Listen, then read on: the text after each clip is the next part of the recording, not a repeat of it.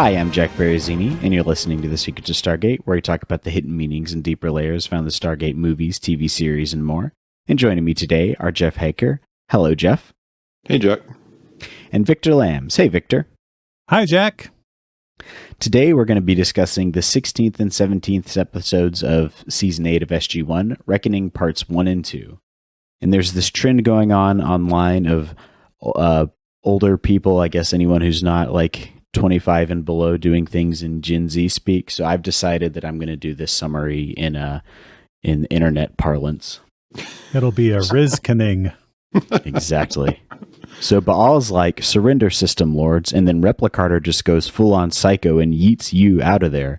The rebel Jaffa are out here vibing for a revolution, but their ship gets wrecked. Daniel gets snagged. Replicator's all, give me the receipts on being ascended. Meanwhile, the Tok'ra spill the tea that the Goa'uld are totally losing it. Sam and Thor are teaming up for some weapons upgrades, and Teal'c and Braytak are planning a temple raid to hype up the rebel Jaffa. Daniel runs into Oma Dasala, who's like, ascend again, bro. But Daniel suspects that she's sus, and Daniel peeps that she's really Replicator. Baal tries to befriend Earth, but Jack knows that Baal is sus no cap. Anubis, rocking a new body with Major Riz, tells Baal to reclaim Dakara.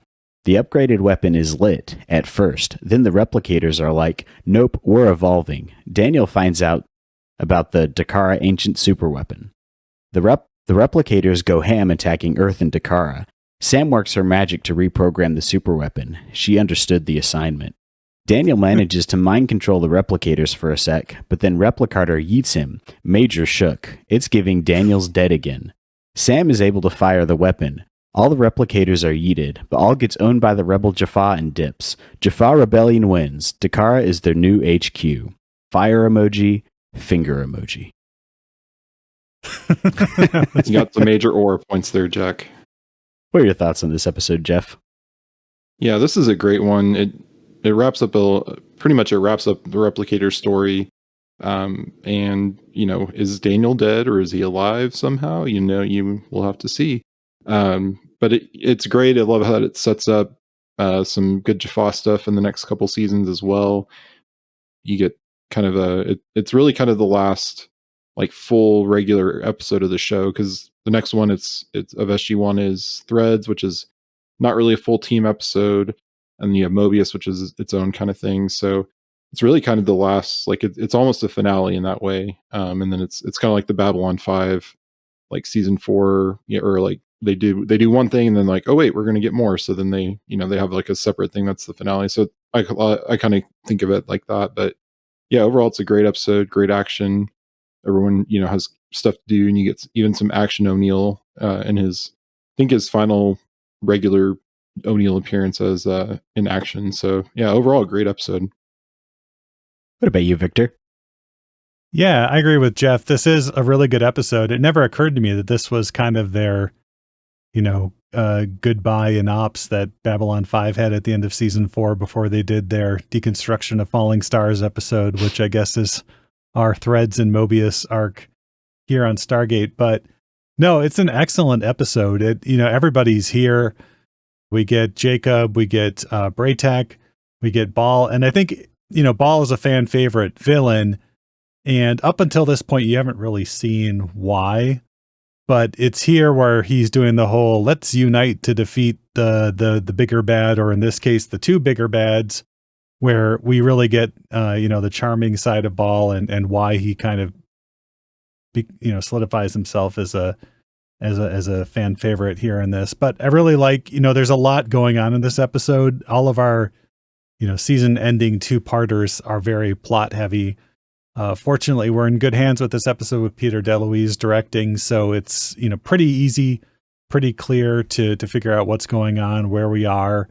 There's a lot of really interesting kind of visual things happening here too, and it's pretty clear that this is where the money has been going for the second half of season 8. It's been going into this episode and then later into Mobius. Mm-hmm. Yeah, this felt like quintessential Stargate. Yeah.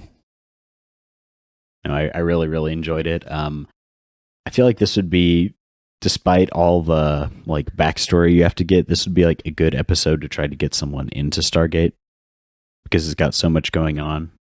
Yeah. It's like all the best parts. You get O'Neill's humor, you get the team working together.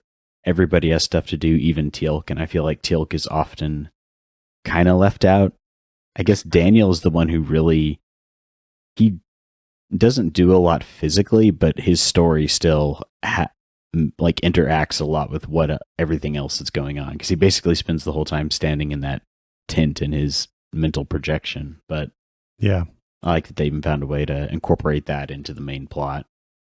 Yeah, I like that it introduces Dakara, which it might have been cool if they had done that earlier in the show of this, because it's like the first time we're hearing about this Jaffa, homeland, homeworld, the origin of all Jaffa, and it's like they should have they should have had this be a thing, and especially as they're kind of developing the Jaffa rebellion storyline, like have this kind of mythical thing that they're working toward, and they could have even combined it with Atlantis a little bit, and like the Lost World or the Lost City is Dakara or something like that. But Dakara is great, and we'll definitely see more of it in the next couple seasons.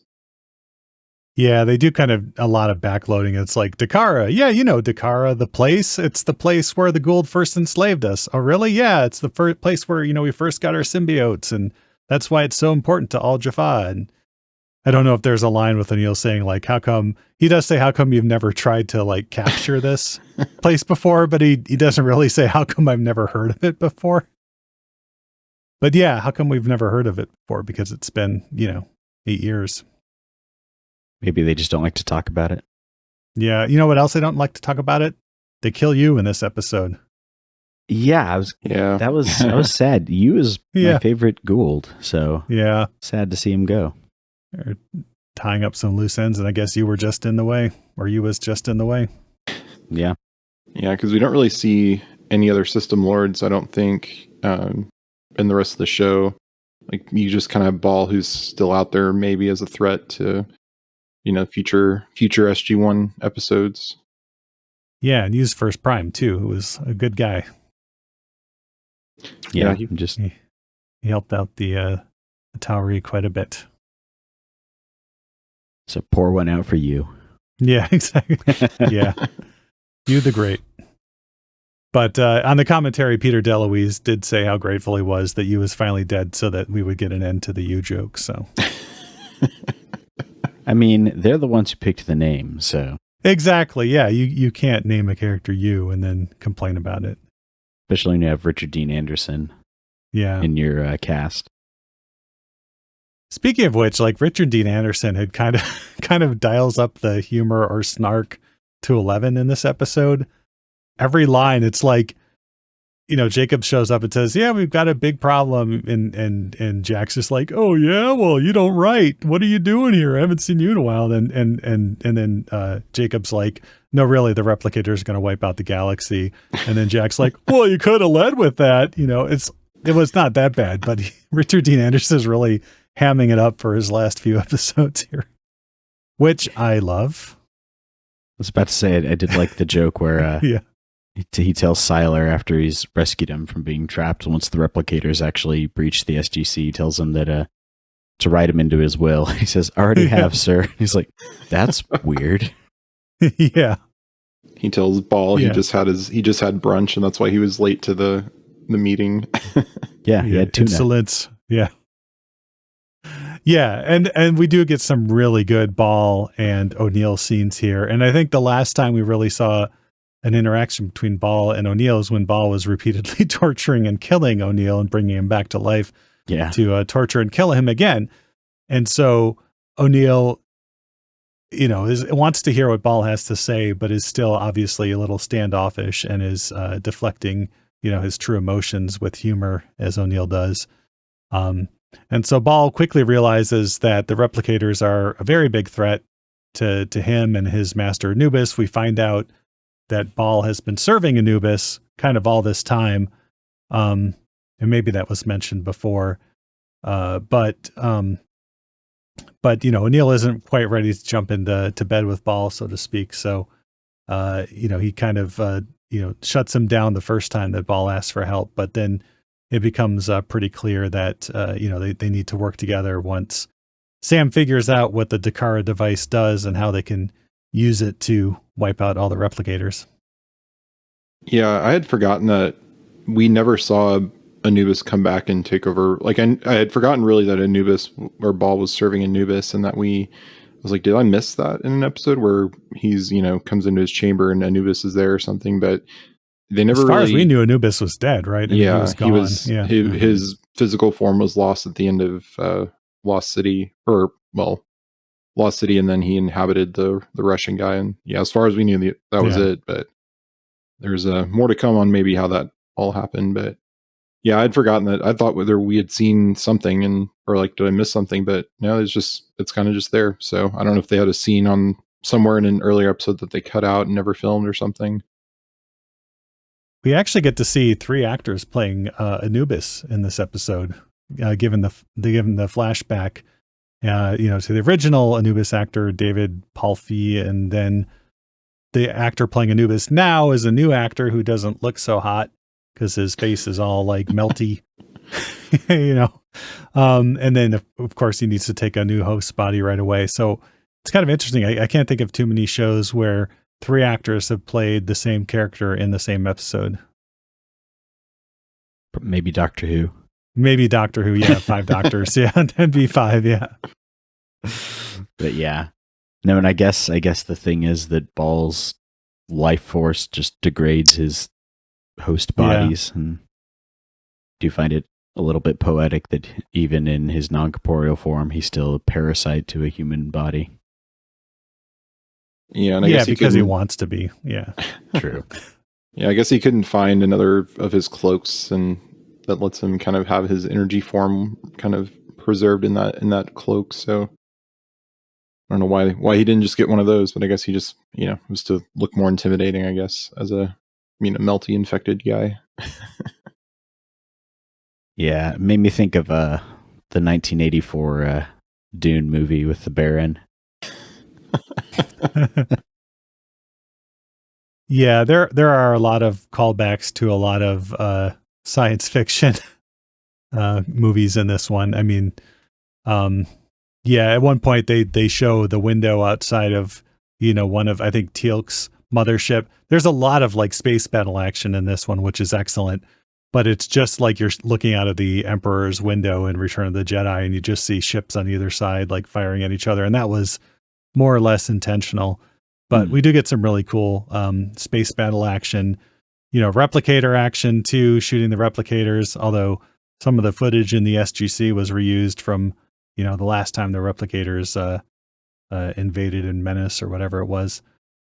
Yeah, so we get a lot of really good Anubis action. Ball comes into his own, but I think the real hero of the day is Jacob / Selmak, who, when we first see him, he's absconded from the Tok'ra. He's fled from the Tok'ra, and he's taken with him this very handy device that shows basically the position of every Goa'uld mothership in the galaxy, and you can put it up on a little screen and see all the little dots where all the ships are. And I do like how Jack said, this would have come in really handy in all the previous episodes where we were wondering where the Goa'uld was. But and Jacob's answer, of course, is very good. That's the Tok'ra don't know I took it. So yeah, but what would they have done with it? They don't have that many ships, so they're not going to send their one ship out after a fleet. Like, I mean, I guess it would help if they're getting close to you, but I don't know that it has much strategic value beyond that. Yeah, I could think of maybe one case where, the Calamus or whatever was bluffing about, Ball being on the way to attack Earth and stuff. Yeah, that's true. Where, it would be kind of neat. But tracking ships seems to be like a going concern now that you can track the Goa'uld ships, and then in Atlantis you can track the race ships now too. So probably one of those pieces of tech that just is too overpowered to be used all the time. I love how he integrates it with the SGC's computers, though. He hooks up like 2 EKG pads or little electrode pads to it, and suddenly it works.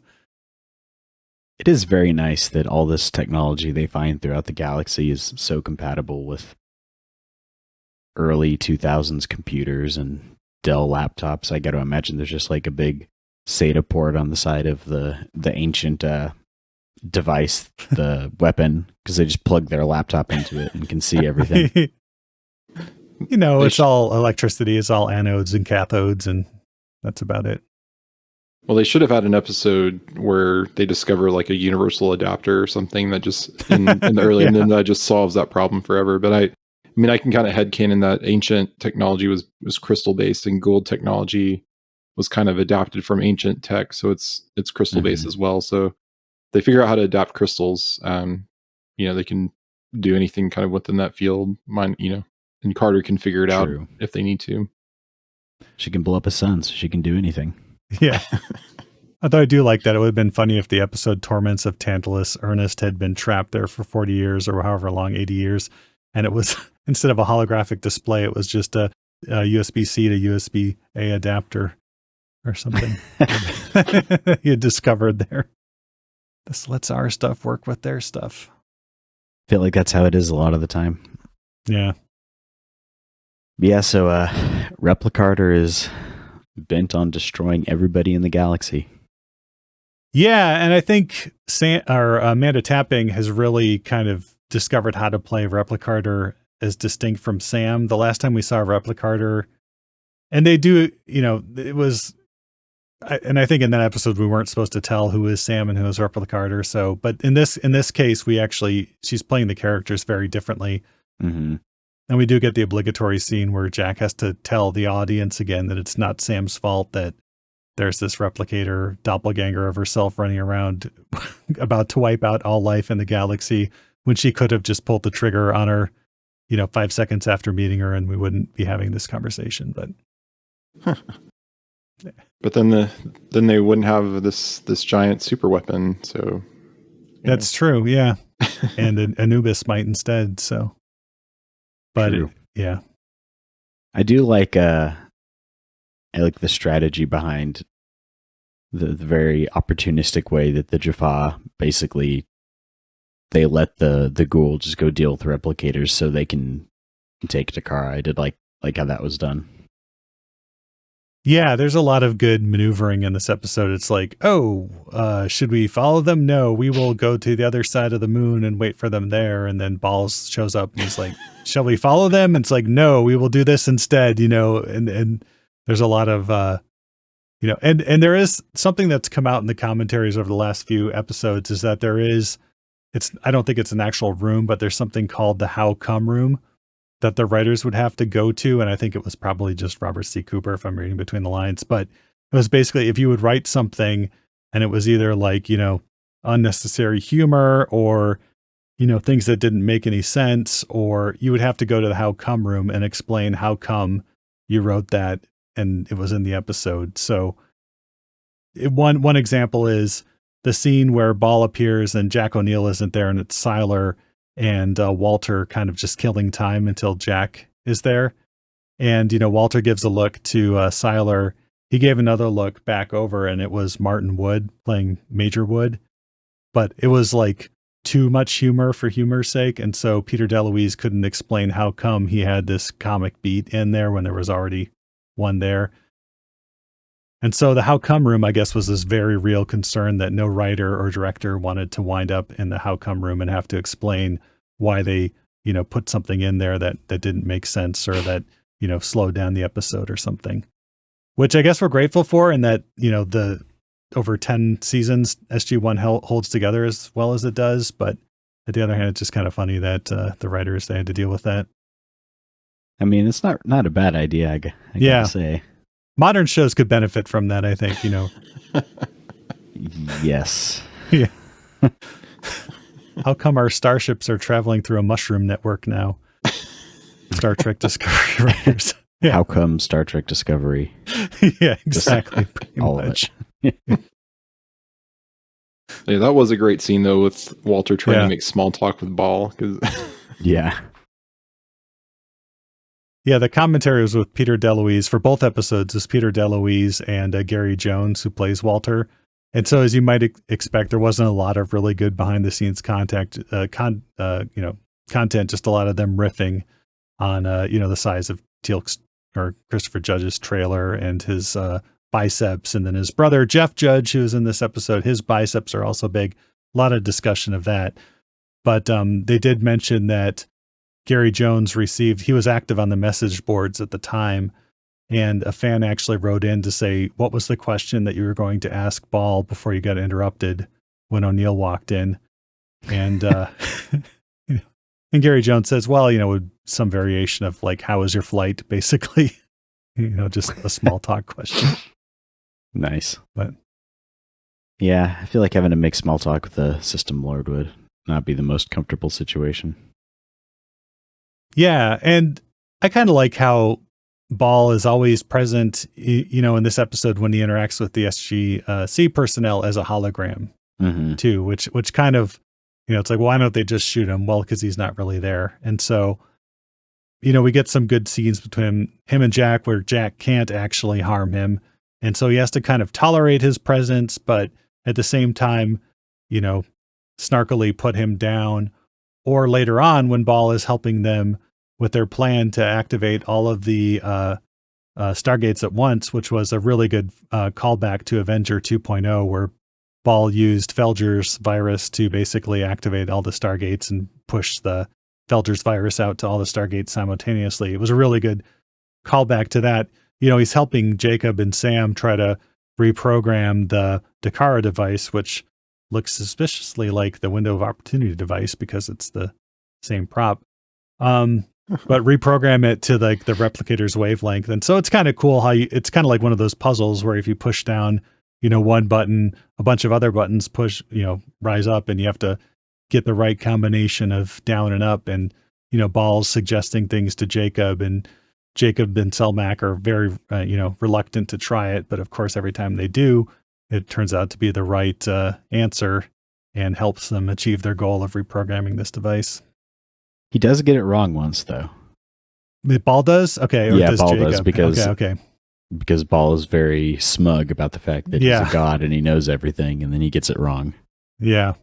Yeah, it's like, how does Ball know? Like, how is he doing better at this than Jacob and Selmac? Because, Ball's pretty technically minded for Gould, but Selmac and Jacob are even, I would say, are even more so. But I do like the device on Dakar and how because I think they don't really come out and say it here, but I think it's kind of talked about in later SG1 in Atlantis, that this is how the ancients kind of seeded the Milky Way galaxy with life is using this device to kind of, terraform and put in the building blocks that would eventually lead to the rise of another evolution of humans. So they're kind of the progenitors of, speaking of discovery, they're the progenitors here. So yeah.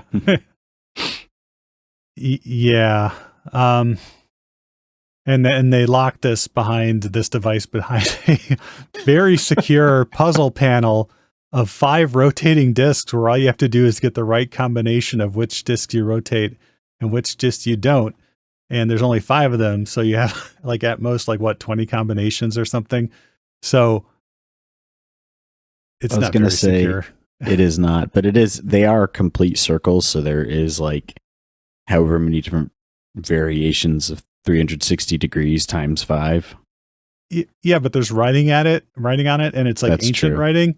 And ancient writing, the whole, it's kind of another one of those things you named him you. It's you came up with this writing for your show that looks the same upside down or right side up.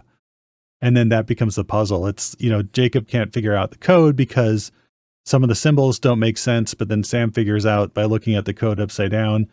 And Peter DeLuise did say he almost got called into the how come room for that one. Why is he holding it where she can just look at it upside down? But she figures out, well, if we just rotate these panels, then these words will be upside down. And then it's just figuring out which panels need to have the upside down words, which again, you could guess in about 6 minutes, probably. I was wondering why Teal'c wasn't in there helping with the translation, because he learned ancient back in Window of Opportunity. Yeah, that's true. Yeah. I guess he has to. He's the tank, so he has to go out and do the fighting. Yeah, get a little bit more to do, and he has to lead the Jaffa rebellion. So yeah, that's true. Yeah, it's a very Tomb Raider-y puzzle, but yeah, I'm fine with that. It's fun. Yeah, it is, and Isaac Hayes is there to help them as well. Oh yeah. Yeah, the singer of Shaft and Hot Buttered Soul and the Truck Turner movies. But at this point, he was known mainly as Chef from South Park. And I think that was, most of the dialogue and stuff the crew asked him to read was like, his "Hello, children," lines from South Park and stuff. So, but yeah, so he's here for this episode, and then Threads, and then he does a voiceover in season 10, I think. So, yeah, I was wondering if he was supposed to be. I know I can't remember the character's name, but the one who becomes kind of the Jaffa leader. I was wondering if they were going to make him into that, but then for whatever reason they decided to go with I can't remember that guy's name, the character, but who kind of becomes the Jaffa leader of the nation. Yeah, as of the commentary was recorded kind of at the beginning of season 9, and they were still talking about like, oh yeah, why haven't we had him back, or can we have him back, that sort of thing. So it doesn't sound like they were planning on having him be the the Jaffa leader, but it would have made a lot more sense if he had, because he was actually there. True. And Thor's here too. Oh yeah, like everybody's here. Like we should mention Thor, of course. He gets to do some funny beaming in this. He's never going to pick up on those social cues. Yeah, socially awkward beaming that he does.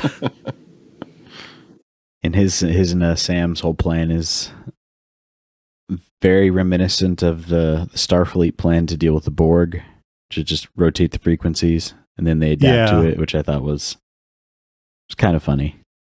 Immediately they adapt to it, and it doesn't work anymore. Yeah. And Thor loses another body and has to have his consciousness uploaded to his ship again.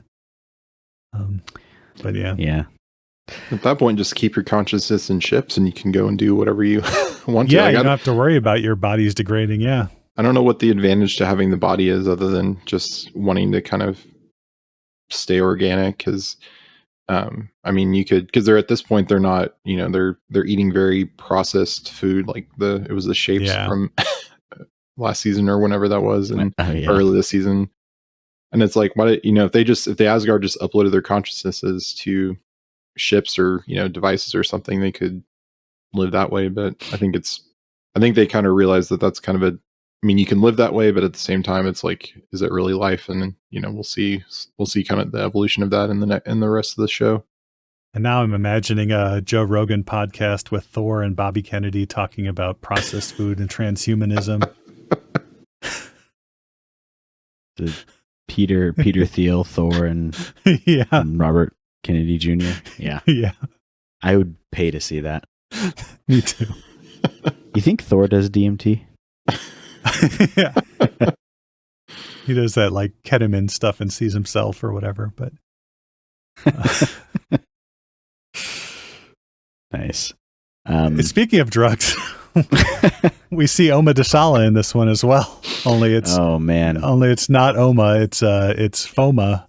We get the fake Oma in this one. You know what the best part about that was? Replicator was completely right that everything Oma Dasala says is just nonsense.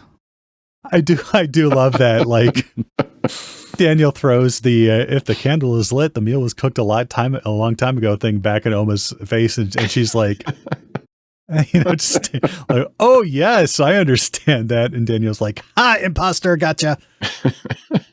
She's like, it means whatever you want it to mean. Yeah. Yeah, if you've done any kind of philosophy study, you get a lot of that in philosophy. You're like, you read something like, it's nonsense. It's not saying anything. And that's a lot of Oma's sayings are like that. Yeah. And and so it's just Daniel and Oma, then Replicator basically standing in a tent. It's intense. And then one thing I do like about that, though, was the whole conceit that Replicator was probing Daniel's mind but wanted his ancient knowledge.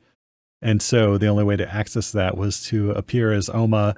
And then when she finds the knowledge about Dakara, we've already seen the kind of the establishing shot of the real Dakara at this point. She waves her hand and the sand on the ground turns into like a little model of Dakara, which I thought was kind of cool. It's like, oh yeah, I know that place now because I've seen it. with the ring and the tower and stuff. So I thought that was kind of cool. And then she like waves it away and it just like disappears. And she's like, I'm going to destroy the only weapon that can destroy me. I'm going to make sure to tell you about it too. Exactly. And give Daniel time to invade her mind while she's invading his mind. I really liked that. Yeah. World-class table turning there. Yeah, I like that he was able to gain, if just for a couple minutes, he was able to actually gain access to the whole replicator network and freeze them. Yeah, we get to see Daniel's like very intense, like, angry stare, dead zone face, like I'm very focused on what you're doing type thing as he tries to control. And I love because he's able to make the replicators like stop at a crucial moment where they're overrunning the SGC, they're overrunning Dakara, and then all of a sudden they all just like stop for a moment. And I love how in the Dakara shot, they're all stopped, and the one that was like in the way in the background, the one that was like climbing up a wall, like pauses for a few seconds and just like falls off the wall. Oh, I didn't notice that. Yeah, you have to go back. It's just hilarious. And then, O'Neill, and I think it's Colonel Reynolds, right? Who have been blasting these things. They like stare at them as they like have stopped dead in their tracks, and then they look at each other, shrug, and just like go back to shooting the disabled replicators. I think she's like, that's weird. And this is shoots him. Mm-hmm. And the ships just stop too, instead of, momentum keeping them going for, or the engines just keep, I guess by then the replicators, like they were infused in the systems. Yeah, that's a good point too. But yeah, we don't need to worry about real physics. File that under other science facts. Such as like when they I was watching this with my 11-year-old, and so we're in the SGC and the computers all go dead. They show like Linux screens, which is the same as going dead. And then the replicators start pouring through the Stargate. And my son, he's like, the Iris has a manual override. They can just like close it. And I guess nobody thought of that. Yeah, but is the one in the control room, like, isn't it tied through the computer? So they would have had to like go to the one where you have to like but there's pump like, the lever there's like, or something. There's like 6 people in the gate room. Yeah. Because they're shooting it. They're coming in so fast though. Like, I don't know. Yeah. It should have like a default to closed. Yeah, that would be good. Like, why would you why would you leave it open? It should be like if something goes wrong, the system it just automatically has like a dead man switch on the actual Stargate that just shuts it. Like no current equals Iris open, but the second current flows to the Stargate, the Iris just shuts or something. Yeah. Well, I mean, that would be smart security, and the SGC just isn't, because I mean, having teams out there that can be mind controlled and minds read and stuff, and you're like, oh, just memorize this code and it'll let you back in.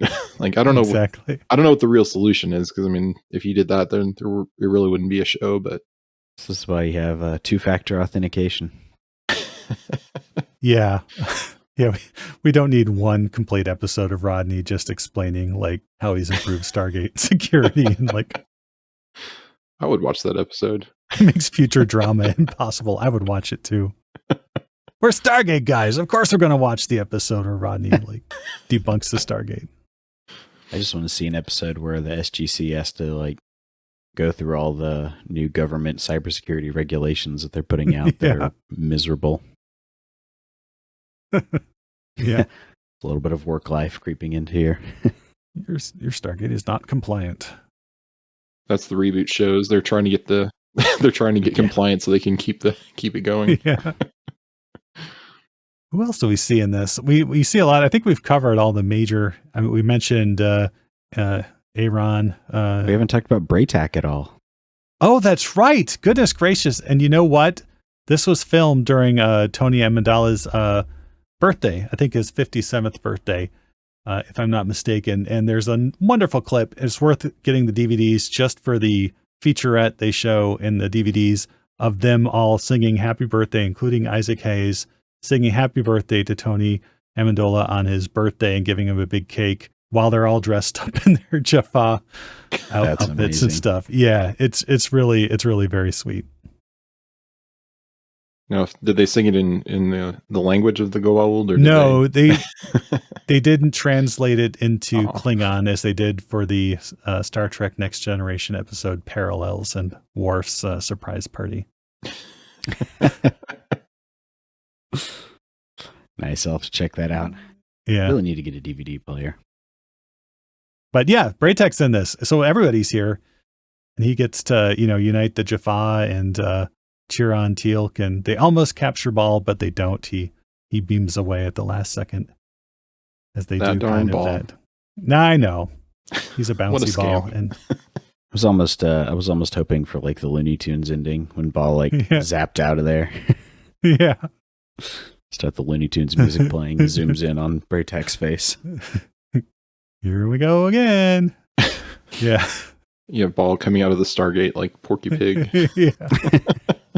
That's Ball, folks.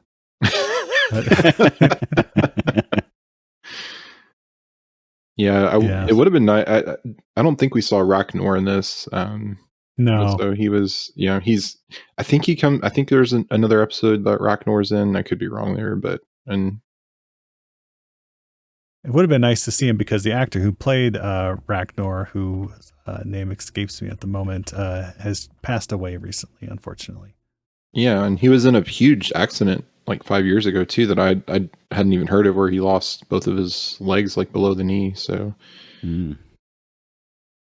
That's very Goodness. sad. yeah, I bet Amanda Tapping probably enjoyed being able to play the evil version of Yeah. herself against and also the good version of herself. It seems like actors really enjoy when they're able to like do that kind of twist on their character. Yeah, and she gets her Terminator 2 knife hand again that she gets to stab people with. And, she stabs you with it, and then presumably all the other system lords and stuff that are there.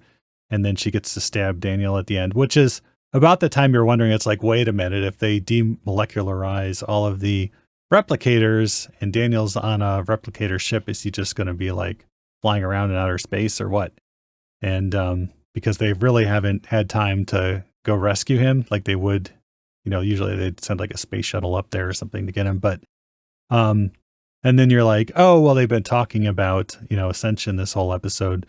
So I think we're at the end where, the replicator ship, disintegrates, and Replicator's like, oh no.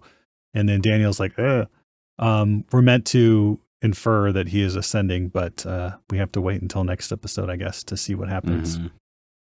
yeah. I'm trying to remember if in the original run of the show, if they like showed a preview where you see him, you see what happens in the threads, or like you see him wake up and what goes on there. But I don't remember if they Yeah. ever hinted at that.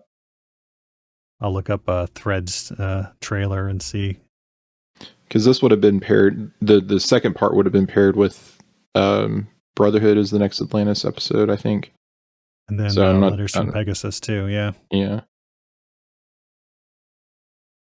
Or yeah, Yeah, that I would have guess been Letters we'll, from Pegasus. So kind of a little bit of a downer for both both Yeah. shows. But at this point, Daniel has died so many times. We know he's not dead. Yeah. This is his sixth or He's or not seventh dead yet. time. Yeah. No. He's like a cat. He's got 9 lives. I'm trying to remember if we see him like die in season 9 or 10. I don't remember. Oh yeah. I mean, yeah. No spoilers Again. Yeah. for a 20-plus-year-old show. Yeah. Does Well, anyone he's else in- find? He's in the rest Go of the show, so Yeah. Yeah, it's like he dies at the very end. No, I'm kidding. he's on the box of the DVDs that I have that I can Yeah. watch, so I assume he's there. And he's in the Arc of Truth, splash screen Continuum. on Amazon and Continuum. Yeah. Yeah. Does anyone else find it super satisfying when the replicators just like disintegrate into blocks? Yeah. It's always nice to see. Yeah. And I mean, I like them when they shoot them and they turn into like the Lego sized brick blocks. But then even when they get demolecularized and turned into dust, that's even kind of cooler too, because it's just like, blah. And they, but yeah, apparently like when they are attacking, the replicators are attacking in the SGC, they were, they had to save money somewhere, and so they've reused the footage. Anytime you see replicators like walking down the hallway, that's basically reused footage. And then they just set up their actors to mimic, where the actors were. I think that was the episode where Hammond had his glasses and his black t-shirt on and was shooting replicators. But I think that was really the only cost saving that went on here. They used both of their big studios at Bridge Studios and Norco, so like I said, this is where the money for season 8 went. Yeah, they didn't bring Don S. Davis in though, but they talk about General Hammond because they're gonna. Yeah. That's the other thing we hadn't really touched on is they were gonna nuke Cheyenne Mountain because when the replicators were coming in because they couldn't do the self-destruct anymore, so they were next option is nuke it. But yeah, and so we get O'Neill kind of leading Siler and Reynolds around the base as they, Siler's trapped in a little room behind a blast door, and they have to use C4 to blow open the blast door. You have to use 2. It's a blast door. Yeah, and apparently the "it's a blast door" line was one that Peter DeLuise had tried to put in a script before, and it had been like, no, you can't use that line. It's too goofy and stuff, and they cut it out of his whatever previous script it was. And he said, and finally they got to this episode. He's like, no, I'm using it. I'm putting that in this episode, whether or not it's in the script. O'Neill's going to say it, and so that's how we got that line here. I'm sure if he had told Richard Dean Anderson, he would have just ad-libbed it. And yeah, exactly. Yeah, I feel like a lot of O'Neill is either ad-libbed or definitely his own spin on the script. Yeah. But we do get him for much of the episode here, which is really cool. Kind of a send-off for his character. It is. It really is. Awesome. Yeah, and I'm looking forward to seeing what happens in Threads. I know that it kind of is the third part, even though it's not titles as such, so it'll kind of wrap up where we are. Yeah, they shoot it in the diner from Dead Like Me. So if you're a fan of that Brian Fuller Supernatural series, you'll be a fan of that episode as well. Oh, nice. Seen some of that. I didn't know it was the same diner. Yeah. I didn't know he did that show. I know he did Pushing Daisies. So I think so. I thought that was like his show right after Voyager, but yeah, it was created by Brian Fuller. Yep. Yeah, nice. Yeah. Awesome. Did y'all have any other thoughts on this episode? No, it's just that it's a great send off for the series, basically. In a great, like I said, it's cemented Ball as a fan favorite. We get Braytek and Jacob, Thor, and Oma, and the gang's all here, and everybody has something to do. So it's just really cool. Mm-hmm. Yeah, nothing else here other than, were there any good alternate titles for this one? Yeah. Not really. In German, we get Abrechnung, Teil 1, which means Reckoning Part 1, and then Teil 2, probably Part 2. In French, we get La Dernière Chance, which is the last chance. So that's kind of cool. And in Spanish, we get La Hora de la Verdad, which is the moment of truth. So they're all kind of, good in their own way, but nothing truly goofy, unfortunately. Not Teal or Daniel dies again or something like that. Yeah. Awesome. Before we go, we'd like to take a moment to thank our patrons who make it possible for us to create the Secrets of Stargate, including Alexander V, Amanda F, Callie P, Jason K, and Jason T. Their generous donations at sqpn.com/give make it possible for us to continue the Secrets of Stargate and all the shows at StarQuest. You can join them by visiting sqpn.com/give, and be sure to follow the show on Apple Podcasts, TuneIn, Spotify, iHeartRadio, and you can find our video versions at youtube.com/StarQuestMedia. Just to find previous episodes of Secrets of Stargate and to send feedback, please visit sqpn.com/Stargate, and you can email us at stargate@sqpn.com, or follow StarQuest on social media at facebook.com/StarQuestMedia or on X at SQPN. And we'll be back next time when we'll be discussing the next episode of Atlantis, The Brotherhood. Until then, Jeff Haecker, thank you for joining me and sharing the secrets of Stargate. Thanks, Jack. And Victor Lambs, thank you too. Thanks, Jack. And you blow up one sun and suddenly everybody expects you to walk on water.